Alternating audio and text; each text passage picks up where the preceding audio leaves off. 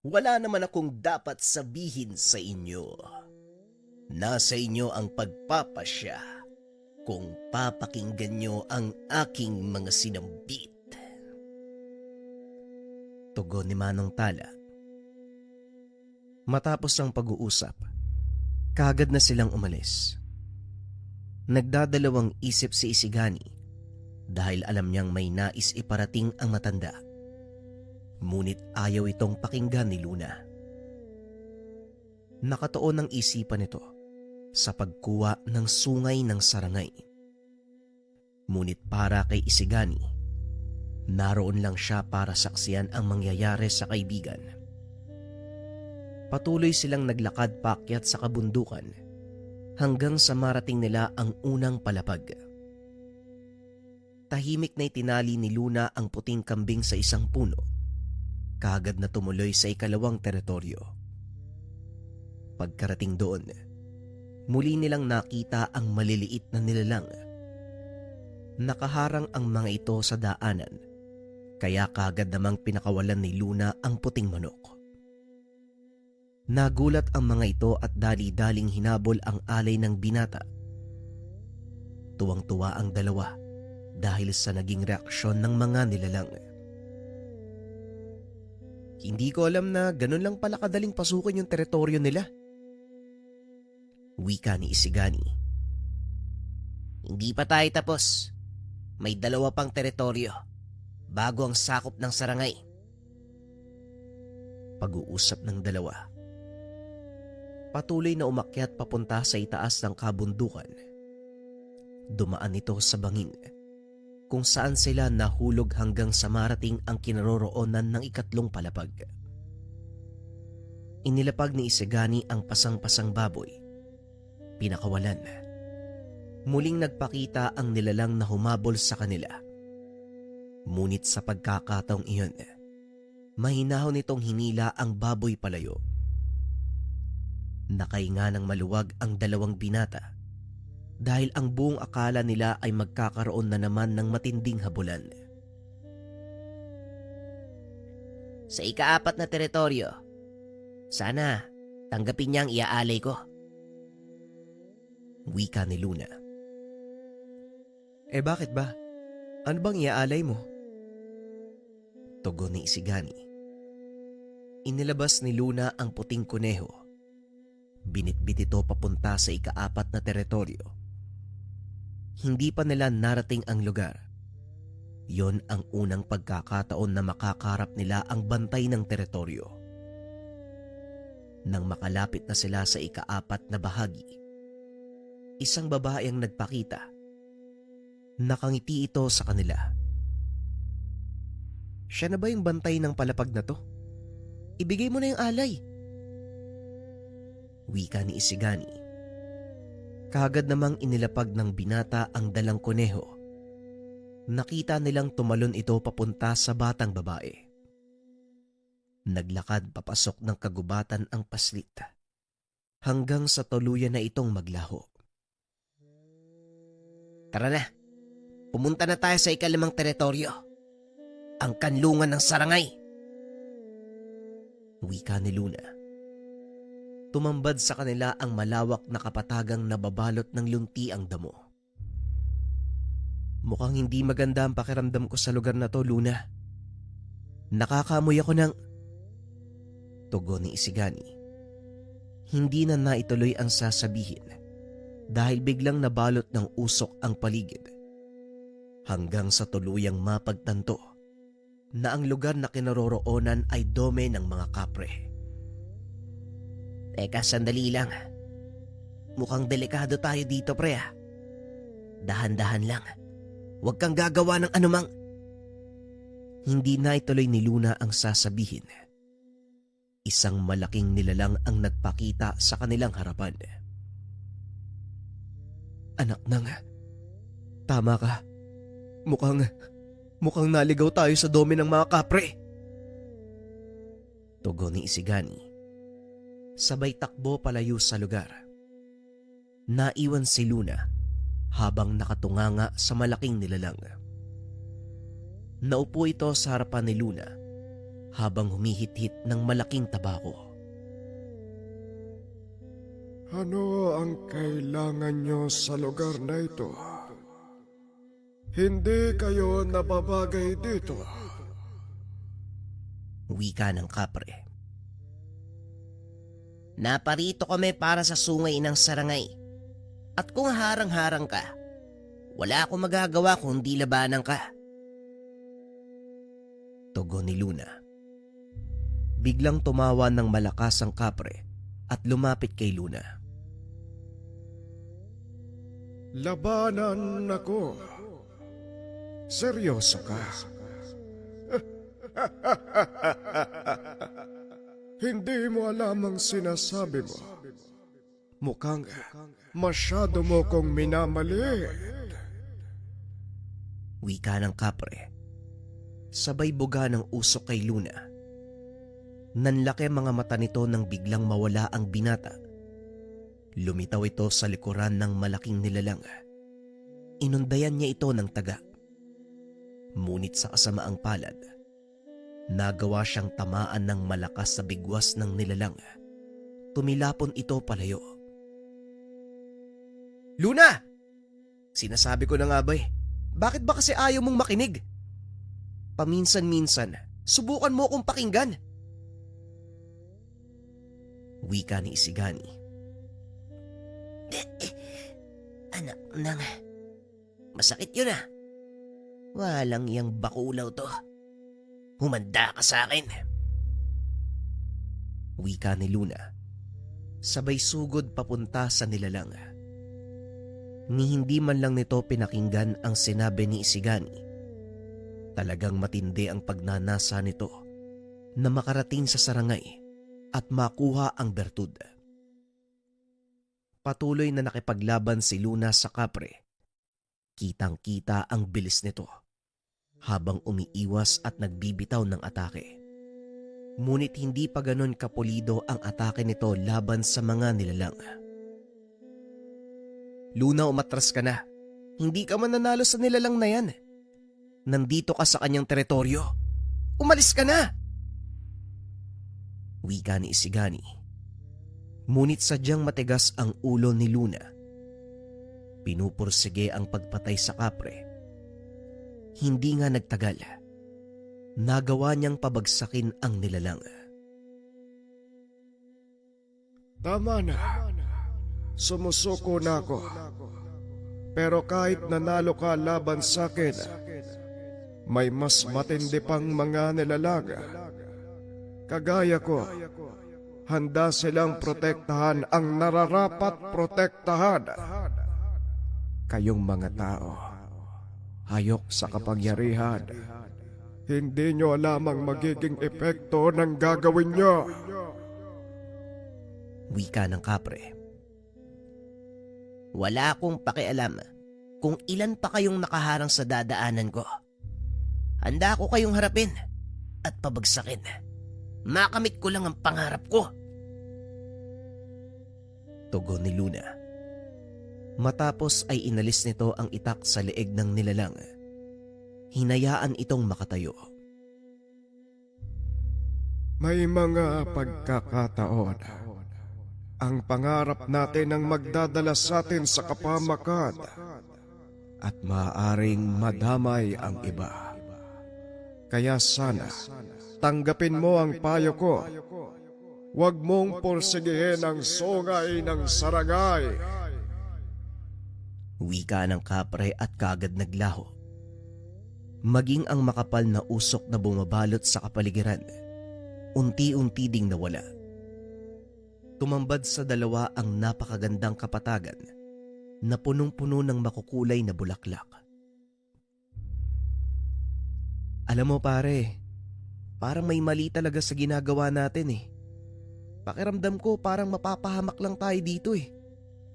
Hindi nila kinakatakutan ng sarangay. Parang pinoprotektahan nila eh.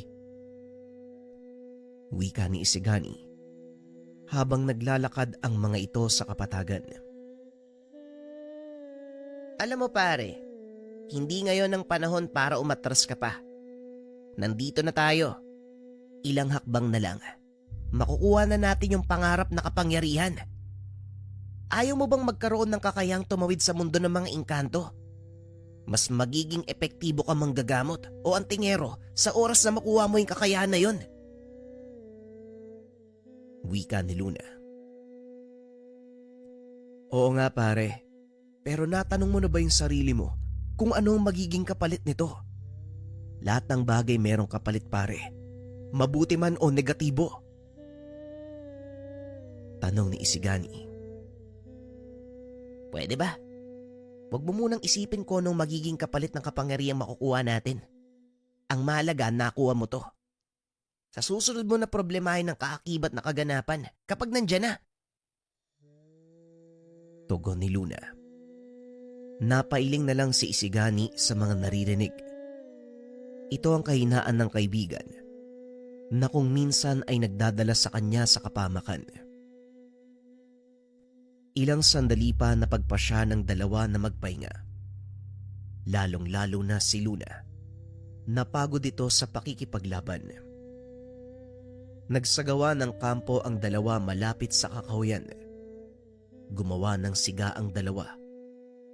Pagkaupo pa lamang ni Luna, kagad na itong nakatulog. Wala namang nagawa si Isigani kundi manatiling gising dahil ang lugar na yon ay pugad ng mga tikbalang. Pero alam ni Isigani na hanggat wala silang ginagawang masama sa mga ito, hindi ka nila gagalawin. At sa oras na maramdaman nilang hindi ka panganib, dadaan lang sila sa iyong harapan. At kung may dala silang pagkain, kahit papano ay mag-iiwan ang mga ito para sa iyo. Nakaupo lang si Isigani habang pinagmamasdan ang mga tikbalang na tahimik na ginagawa ang kanilang mga gawain. Napakapayapa ng mga ito. Nagtatawanan habang nagtutulungan.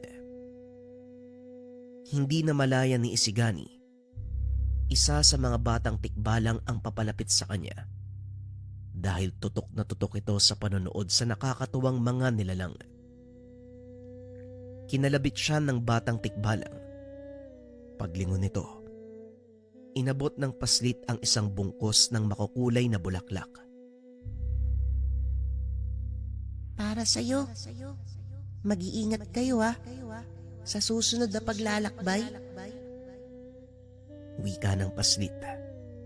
Sabay takbo palayo. Hindi naman alam ni Isigani ang ibig sabihin ng mga katagang iyon. Ngunit alam nito na higit pa sa pag-iingat ang kanilang kakailanganin. Laking pasasalamat na lang ni Isigani dahil natutulog ang kaibigan ng dumalaw ang batang tikbalang. Dahil kung hindi, malaking gulo ang mangyayari.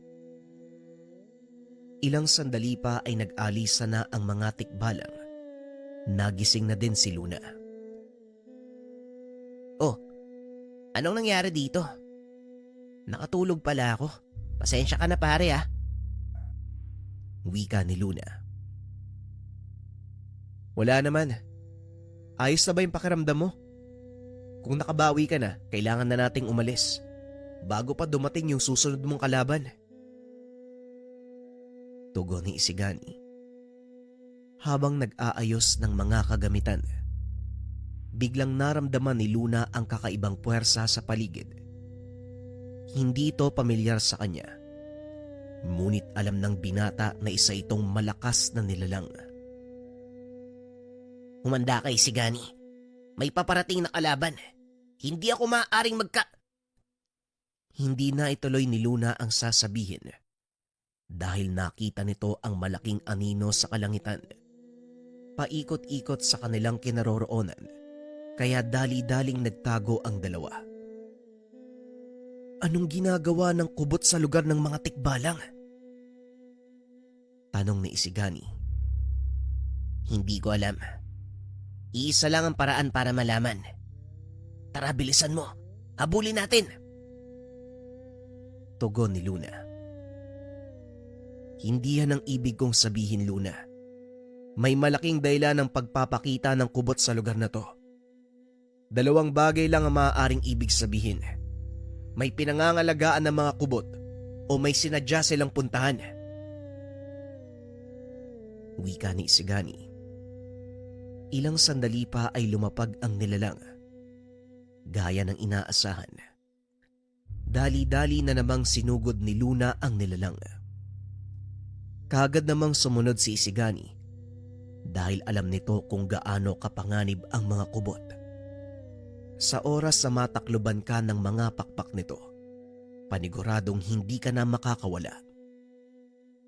Punong-puno ng matatalas na ngipin ang ilalim ng pakpak ng nilalang at ang bunganga nito nasa mismong gitna ng kanyang dibdib. Nang mapansin sila ng nilalang, kagad itong lumingon. Ibinuka ang malaking pakpak. Biglang napahinto si Isigani sa pagsugod dahil sa matatalas nitong ngipin. Pre, mas makakabuti siguro wag na nating sagupain ang isang yan. Wika ni Isigani. Ayan ka na naman eh. Halos lahat ng nakakalaban natin, sinasabi mo sa akin yan. Ano ba talaga? Naduduwag ka ba? Tanong ni Luna. Hindi sa naduduwag ako. Pero tignan mo ang kilos ng kubot na yan. Nakatayo lang siya sa iisang lugar. Parang may pinoprotektahan eh.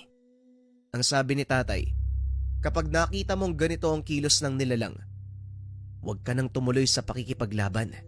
Mapapagod ka lang eh. Hindi mo sila magagawang pasukin. Tugon ni Isigani. Wala akong planong sumuko. Tignan na lang natin kung sinong unang susuko sa amin. Wika ni Luna. Matapos ang pag-uusap, walang pagdadalawang isip na sumugod ang binata. Ngunit gaya ng sinabi ni Isigani, nanatiling nakatayo ang lahat ng kubot sa lugar habang inaantay ang paglapit ng binata. Obserbahan mong mabuti ang kilos ng kubot, Luna. Hindi siya marahas. Kagaya ng kapre kanina, hindi ito nauunang sumugod. Wika ni Isigani. Ngunit walang pakialam si Luna dahil ang pinagtutuunan ng pansin ni Luna, mapatay ang kubot. Ngunit wala siyang kaalam-alam sa maaaring maging epekto ng gagawin niya. Hindi kumilos ang kubot na tila sinasalo ang mga atake ni Luna. Hindi ito gumaganti kahit ilang beses pa itong bumagsak at patuloy pa rin itong tumatayo. Ibinubuka ang kanyang mga pakpak. Umakyat si Isigani sa isang puno upang masilip ang nasa likod ng kubot. Nanlaki ang mga mata nito. Isang sanggol ang nasa butas na pinoprotekta ng kubot. Nilingon nito si Luna na nooy naghahanda pa sa pagsugod. Dali-daling nagbato ng tigalpo si Isigani papunta kay Luna na labis naman itong kinagulat. Anong ginagawa mo? Papatayin mo ba ako? Tanong ni Luna. Oo, kung kinakailangan. Hindi mo ba nakikita? Isang sanggol ang pinoprotekta ng kubot. Tugon ni Isigani. Biglang napahinto ang binata. Saka pa lamang nakita kung ano ang pinoprotekta ng nilalang. Sanggol? Anong ginagawa ng sanggol dito? Saka, bakit pinoprotektahan? Tanong ni Luna. Hindi naman sumagot ang nilalang. Sa halip ipinakita nito ang simbolo na nakaukit sa lampi ng bata. Ito ang simbolo ng mga engkantong tagapangalaga. Hindi ko akalain na nasa lugar na tong batang tagapagmana. Isa itong pambihirang pagkakataon na makikita natin. Ito yung tagapagmana ng kaharian ng mga engkanto. Wika ni Isigani. Ngumiti naman ng nakakaloko si Luna. Bigla na lang sinugod ang kubot. Sa pagkakataong iyon, Nagawa niyang pabagsakin ng nilalang. Kasunod nito, nilapitan niya ang sanggol at tumawa ng malakas. Naglabas ng patalim si Luna habang nakatitig sa sanggol. Alam na ni Isigani ang binabalak nito, kaya kagad pinigilan ang kaibigan. Luna, papatay ka ng sanggol para sa ambisyon mo? Tanong ni Isigani. Kung yon ang kinakailangang gawin para matupad ang pangarap ko, iisa lang naman ang gusto kong makamit. Yun ay kilalaning pinakamalakas sa lahat. Tugon ni Luna. Nababaliw ka na. Subukan mong ituloy ang binabalak mo. Ako mismong makakalaban mo. Wika ni Isigani. Nagulat si Luna sa sinabi ng kaibigan. Ito ang unang pagkakataon na nagbanta si Isigani. Teka, anong sinabi mo? Pinagbabantaan mo ba ako, Isigani? Isa ka din ba sa harang sa mga pangarap ko? Wika ni Luna. Naglakad naman si Isigani papunta sa kinaroroonan ng kubot at pilit itong itinayo. Hindi to ang panahon para sumuko ka. May kailangan kang protektahan. Wika ni Isigani habang inaakay ang nilalang. Bagaman hindi ito nakakapagsalita, ramdam ng binata ang pasasalamat nito. Marahang naglakad ang kubot papunta sa sanggol. Nilikop ito ng kanyang pakpak. Matapos ay hinarap ni Isigani ang kaibigan na nooy nang gagalaiti dahil sa ginawang pagpigil nito sa kanya. Walang niya ka. Nagsisisi ako dahil sinama pa kita dito. Wika ni Luna.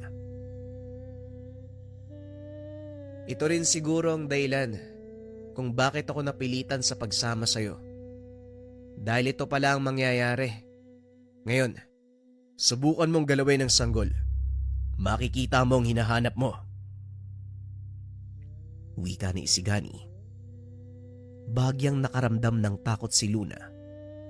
Hindi nito alam ang totoong lakas ni Isigani dahil hindi ito nagpapakita o sumasali sa mga subukan.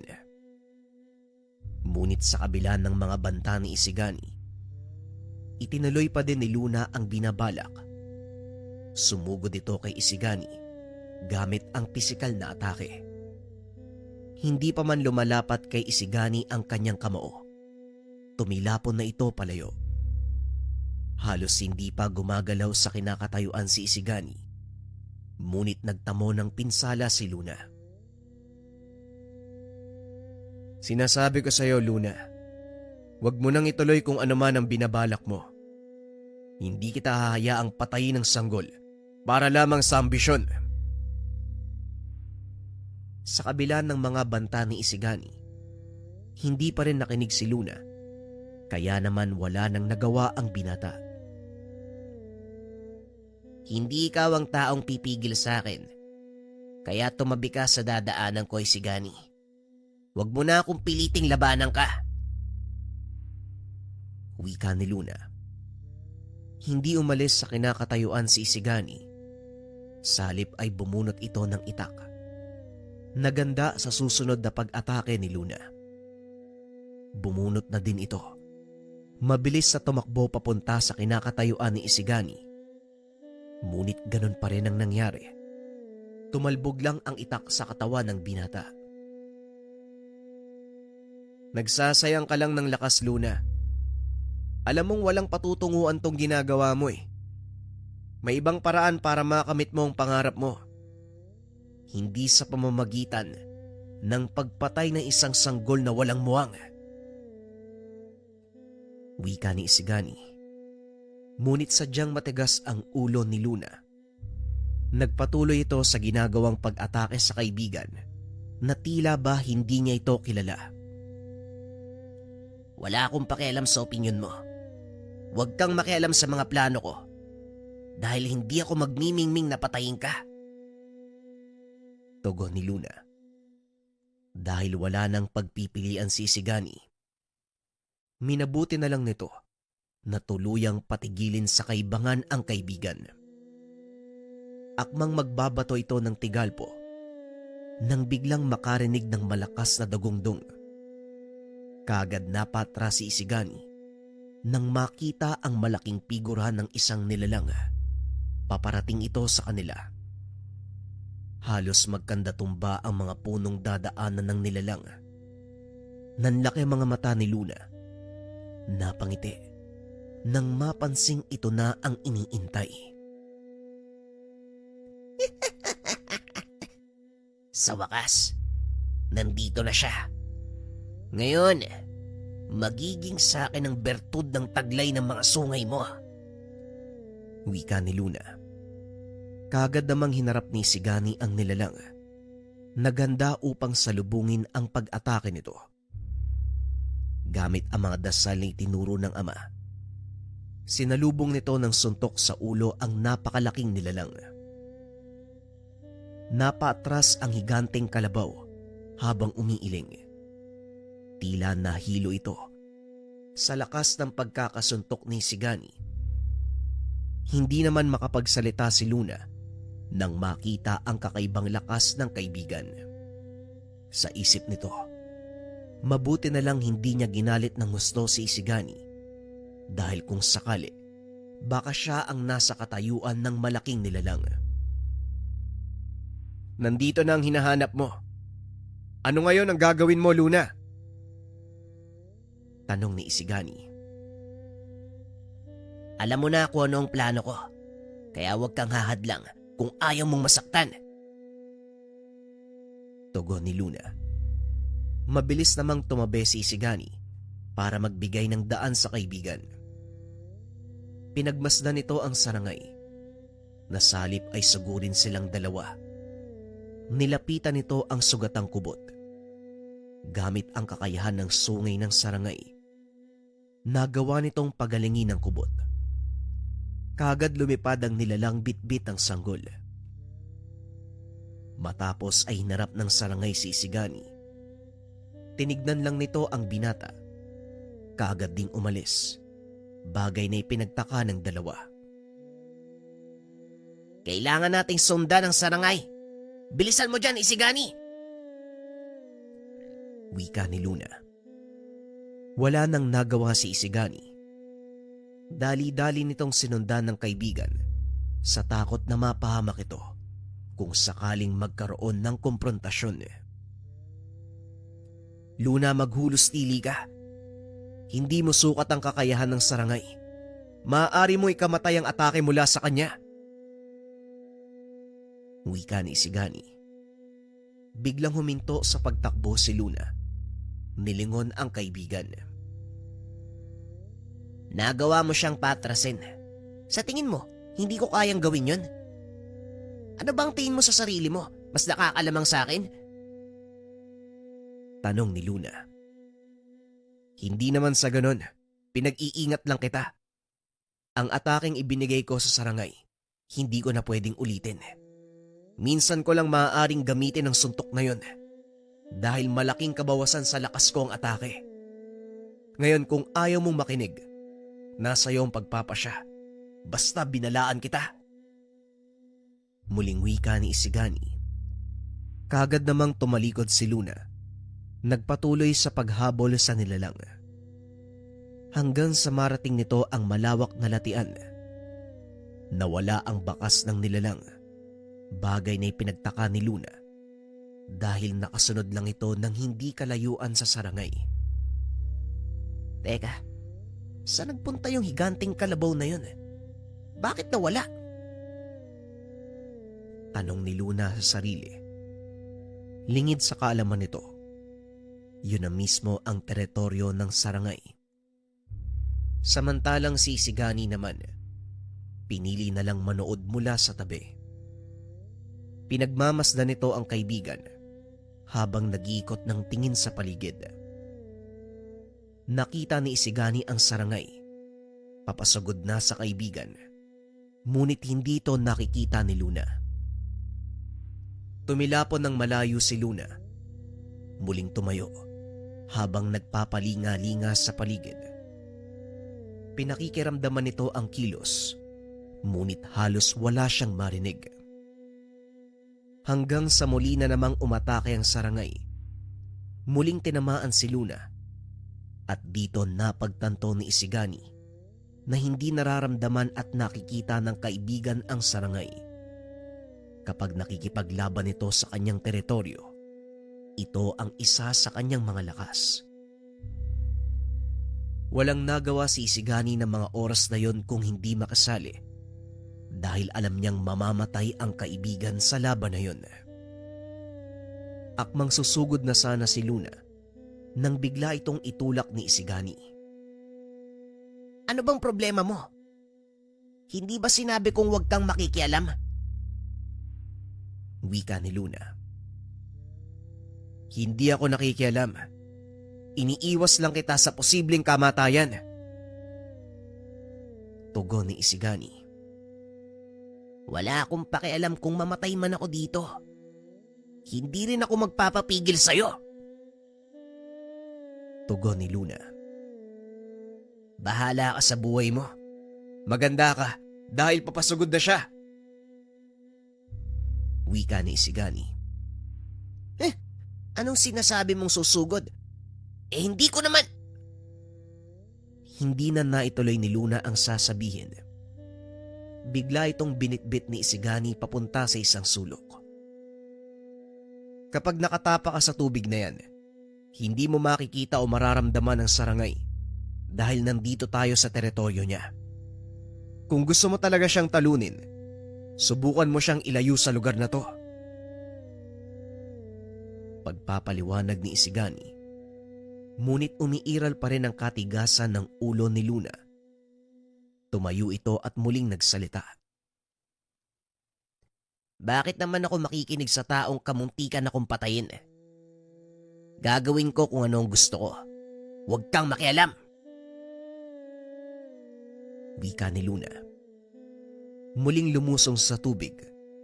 Kagad naglaho sa kanyang paningin ng sarangay. Dito niya na napatunayan na totoo ang sinasabi ng kaibigan. O ano, naniniwala ka na? Wika ni Isigani. Hindi na nakaimik pa si Luna. Sa halip ay dali-dali itong naglakad pabalik sa kinaroroonan ng kaibigan. Tama ka nga. Hindi ko nakikita ang sarangay pag nakatungtong sa tubig. Pero ang tanong, paano nating mailalayo sa lugar na to ang sarangay? Tanong ni Luna. Naalala mo? Meron silang pinoprotektahan. Oo, yung sanggol. Tama ka, yung sanggol. Nakikita mo ba kung nasan yun ngayon? Nasa taas sila ng puno. Doon dinala ng kubot ang sanggol. Susubukan kong kunin ang atensyon ng sarangay. Kunin mo ang sanggol.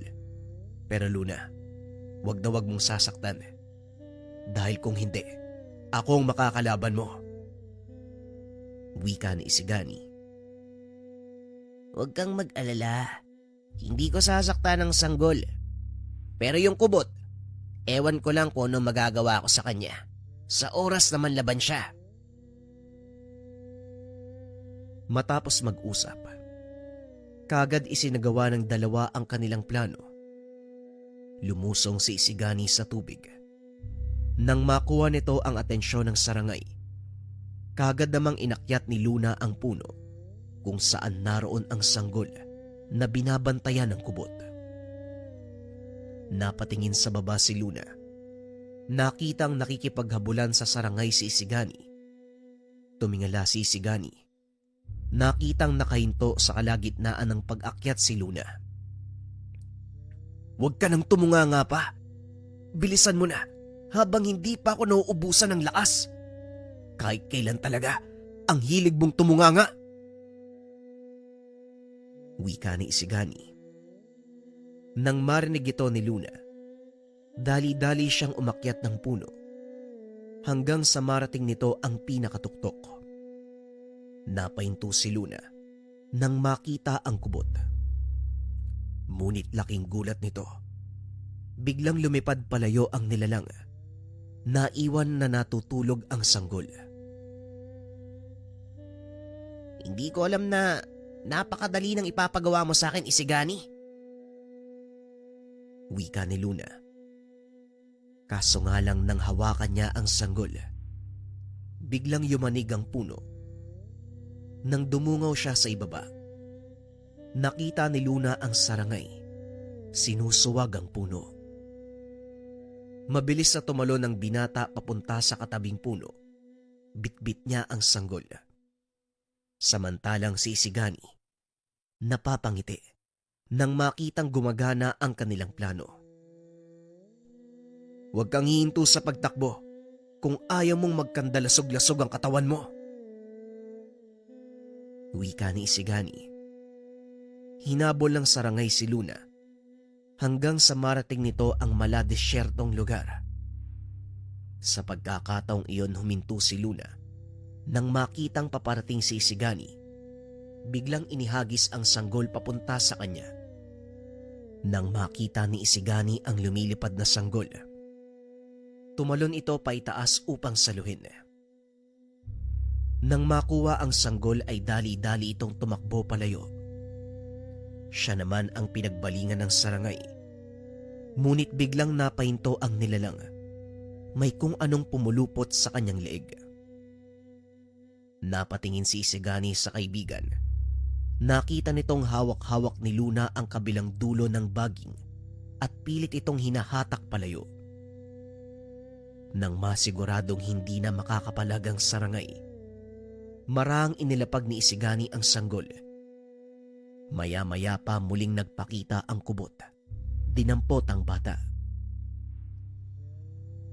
Pasensya na kung kinuha namin yung sanggol ha. Ngayon maaari mo na siyang dalhin sa ligtas na lugar. Huwag kang mag-alala. Hindi namin papatayin ang sarangay. Kailangan lang namin makuha ang sungay niya. Tapos iiwan na namin siya. Wika ni Isigani.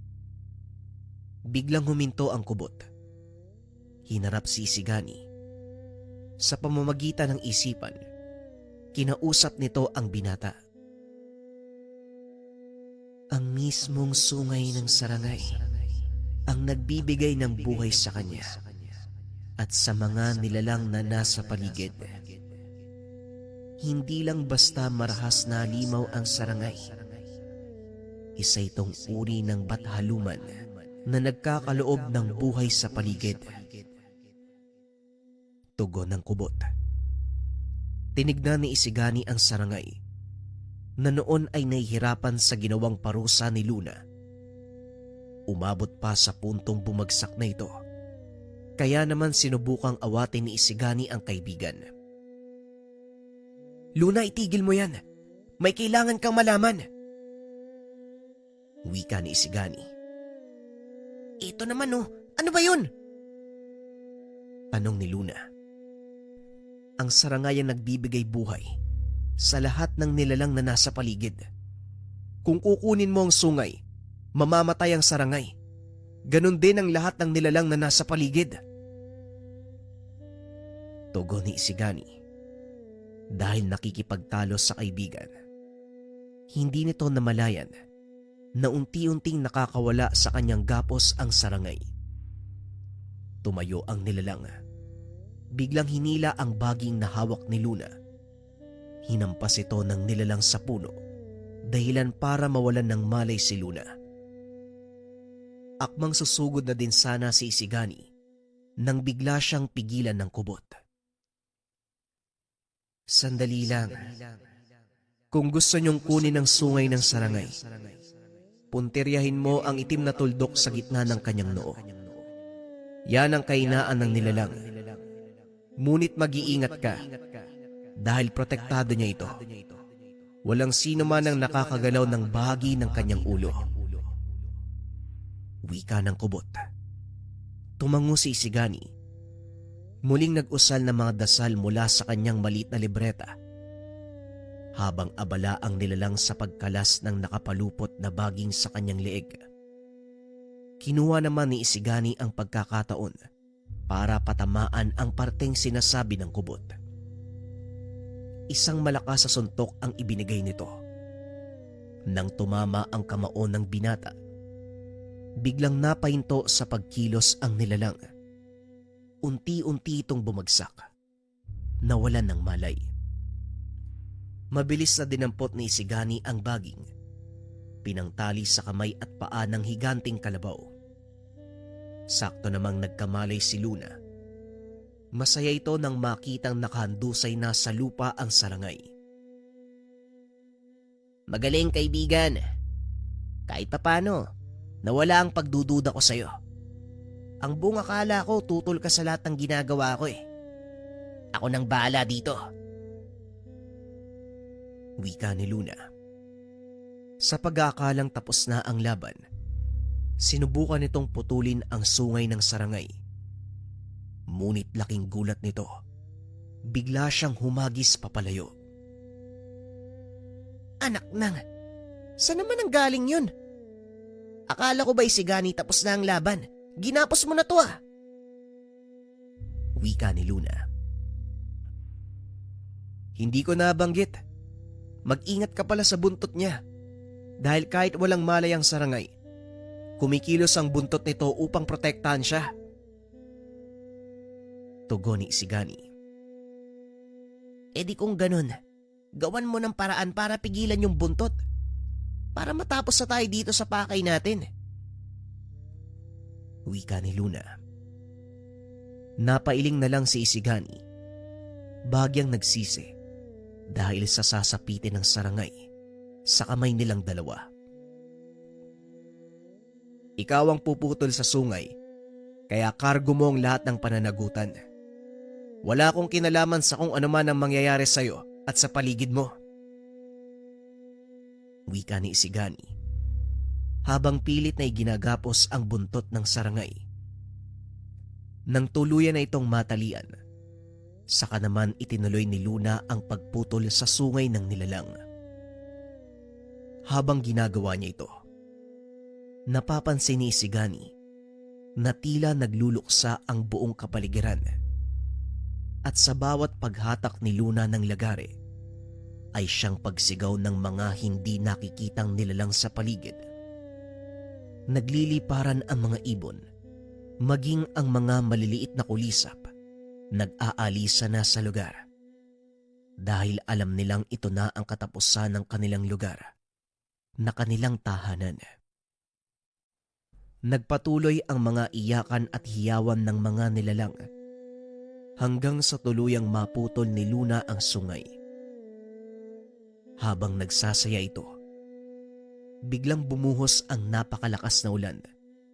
Nakalaunan ay naging kulay itim na siyang lumikop sa luntiang kapaligiran. Kailangan na nating umalis dito. Bilisan mo na, Luna. Nakuha mo na ang pakay mo. Kaya sapat na ang kasiraang naidulot natin sa lugar na to. Wika ni Isigani. Dali-dali namang kinuha ni Luna ang kaputol na sungay ng sarangay. Kagad na itong tumakbo palayo sa lugar. Wala nang pakialam ang mga ito sa kanilang madadaanan. Ang mahalaga, tuluyang makaalis sa lugar, makabalik sa kanilang baryo. Ilang minutong nakalipas, narating na nila ang hangganan ng gubat ng sarangay. Mula doon ay pinagmasdan ni Isigani ang unti-unting pagkamatay ng kagubatan. Ano pang tinutunganga mo dyan? Halika na. Nakuha na natin yung gusto natin oh. Nangihinayang ka pa. Wika ni Luna. Ikaw lang ang may kagustuhan nito, Luna. Kagaya ng sinabi ko sa'yo, labas ako sa kung ano man ang mangyayari sa'yo. Kagustuhan mo yan. Pangangatawanan mo. Tugon ni Isigani. Matapos ay nauna itong maglakad pabalik ng baryo. Samantalang si Luna naman, hindi magkamayaw, patuloy itong nagdiwang sa nakamit at tagumpay. Ilang sandali pa narating na ni Isigani ang kanilang tahanan. Laking gulat ng ama nito dahil napakasangsang ng binata. Nababalot ng itim na likido ang katawan. Ano bang nangyari sa inyo? Bakit ganyan ang itsura mo? Nasaan si Luna? Tanong ni Mang Oscar. Magkasunod lang po kaming dalawa eh. Hindi ko alam kung nakauwi na siya sa bahay nila. Tugon ni Isigani. Bakit para kang napisaan ng itlog sa ulo? Hindi ba kayo nagtagumpay? Tanong ni Mang Oscar. Nagtagumpay nga po. Pero hindi alam ni Luna ang maaaring mangyari dahil sa pagkuha niya ng sungay ng sarangay. Tugon ni Isigani. Nanlaki ang mga mata ng matanda nang marinig ang sinabi ni Isigani. Hindi nito lubos akalain na yon ang pakay ng dalawa. Teka, anong sinabi mo? Nakuha niyo ang sungay ng sarangay. Hindi ko naintindihan yung paalam niyo. Hindi man nag-iisip si Isigani. Alam mo ba kung anong magiging epekto ng ginawa niyo? Hindi lang kayo ang maaaring magdusa kung hindi ang lahat ng nasa paligid mo. Wika ni Mang Oscar. Ilang beses ko nang binalaan si Luna, tay, pero hindi siya nakinig eh. Sinabi ko sa kanya na wala akong pakialam kung anong mangyari sa kanila. Kaya ngayon, pagdurusahan niya mag-isa mga kakibat na kaganapan. At kung may sisisihin man po kayo dito, hindi ako yun. Tugon ni Isigani. Napailing na lang si Mang Oscar. Kagad itong lumabas ng tahanan upang puntahan si Luna. Nagpaiwan naman si Isigani para maglinis ng katawan at magpalit ng kasuotan. Saktong kakatapos lang nitong magbihis. Dumating na ang ama. Pawis na pawis at tila may kung anong kinakatakutan. Noon pa lamang niya nakita na nagkaganon ang ama. Dahil nga sa reputasyon nito bilang isa sa pinakamalakas na antinghero. O tay, ano pong nangyari sa inyo? Bakit ganyan yung itsura nyo? Tanong ni Isigani. Hindi ka nga nagsisinungaling. Nakuha nga ni Luna ang bertud ng sungay ng sarangay. Ngayon hindi ko alam ang maaaring mangyari sa lahat ng mga taong kakalaban sa kanya. Tugon ni Mang Oscar. Bakit tay? Natatakot ka ba sa maaaring gawin ni Luna? Natatakot ka ba na maging isa siya sa pinakamalakas na antingero? Wala ka namang dapat ikatakot eh. Dahil mula pa noon, talagang malakas na si Luna. Ngayon ang pinangangambahan ko, ang kakalabasan ng subukan sa susunod na linggo. Wika ni Isigani. Hindi naman nakapagsalita si Mang Oscar. Dahil maging siya, hindi lubos maisip ang mangyayari. Alam ng ama na walang makakapigil kay Luna kung sakaling subukan nito ng ibang tao. Hindi ko rin alam, anak. Tignan na lang natin ang mangyayari. Dahil maging ako, tumataas ang balahibo ko sa oras na makisali sa subukan si Luna. Matapos ang pag-uusap, nagpaalam ang binatang aalis para maglakad-lakad sa kabisera. Nakita nito si Luna kasama ang ilang kalalakian. Naririnig niya ang pagyayabang nito kung paano niyang tinalo ang sarangay at kinuha ang sungay ng nilalang. Napailing na lang si Isigani. Napangiti. Sa pag-aakalang hindi siya napansin ni Luna, nagpatuloy ito sa paglalakad nang bigla na lang siyang tamaan ng bato sa likuran. Kagad napalingon ng binata upang tignan kung sino ang bumato. Laking gulat nang sitahin siya ni Luna. Anong iningiti-ngiti mo dyan? Parang suyang-suya ka sa mga sinasabi ko ah. Tanong ni Luna. Wala akong sinasabing ganyan ha. Napadaan lang ako, Luna. Kaya kung ano man ang pinag-uusapan nyo, Ituloy nyo lang. Wala akong pakialam. Tugon ni Isigani.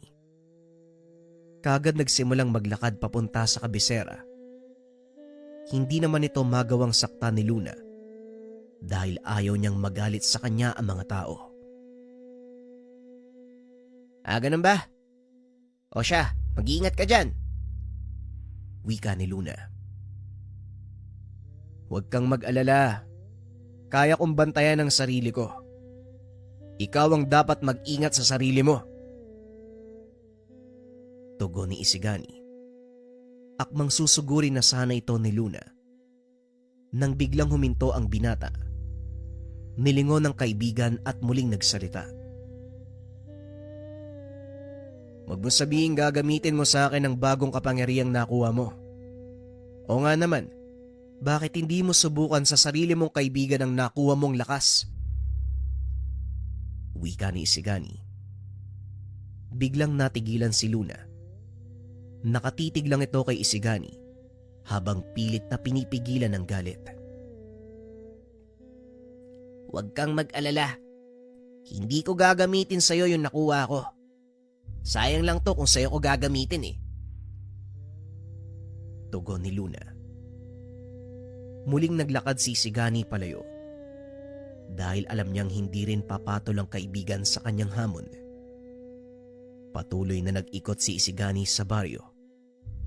Napag-alaman mula sa mga nakakatanda. Laganap na pala ang balita ng pagkuha ni Luna sa bertud ng sungay ng sarangay.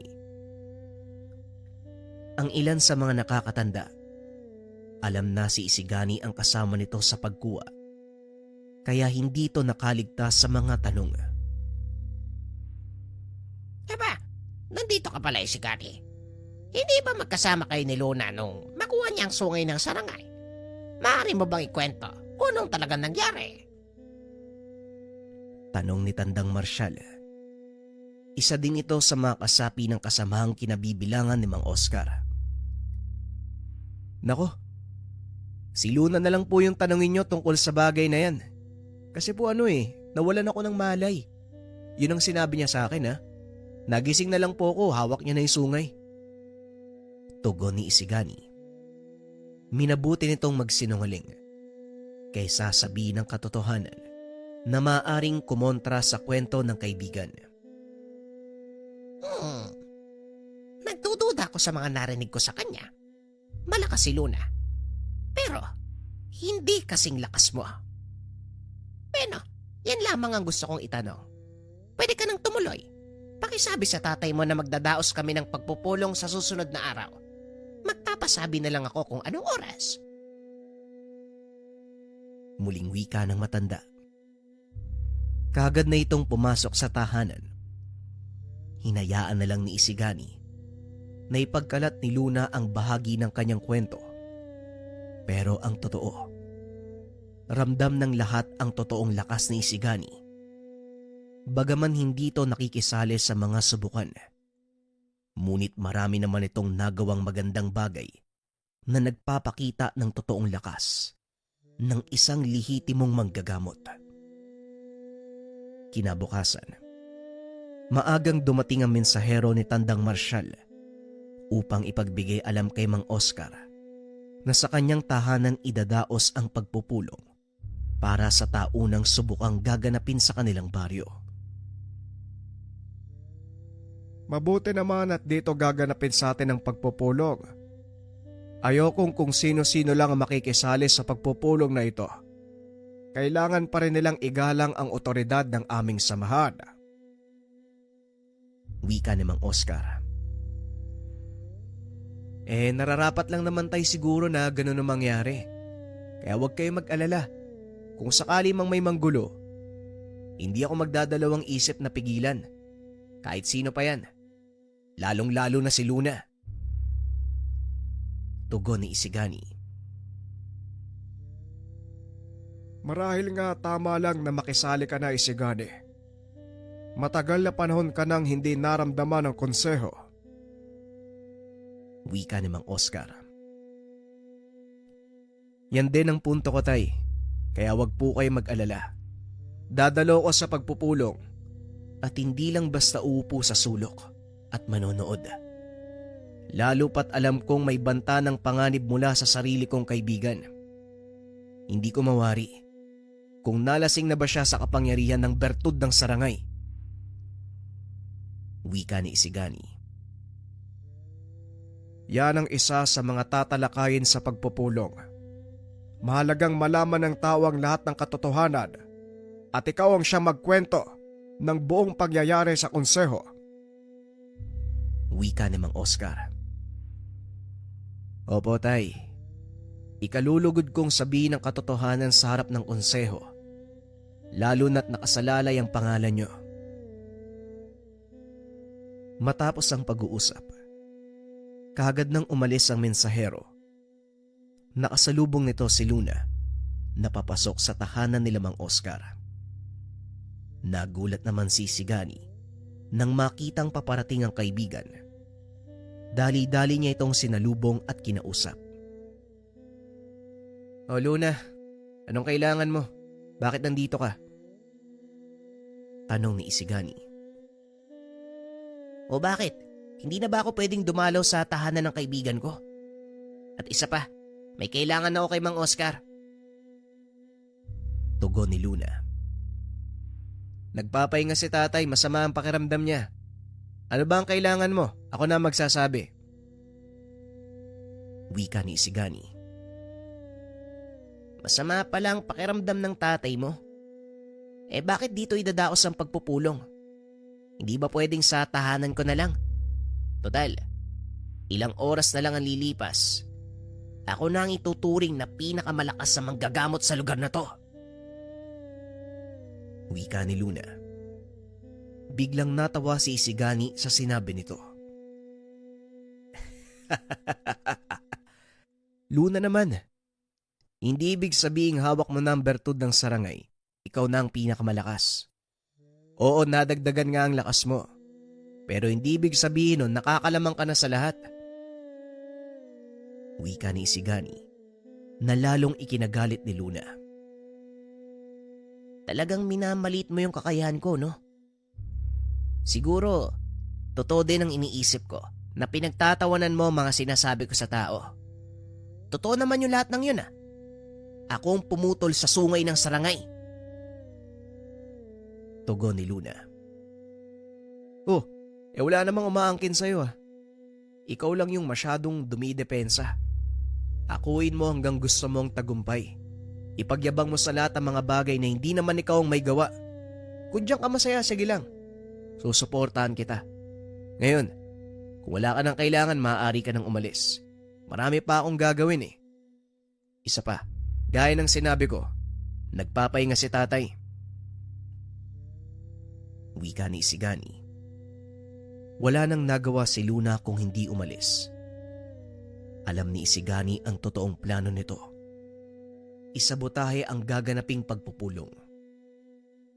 Ngunit bago pa man ito tuluyang makalis, nag-iwan ito ng banta kay Isigani.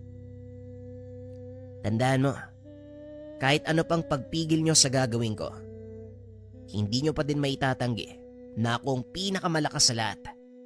Kaya maganda ka. Dahil hindi ako basta-bastang mananahimik lang, Isigani.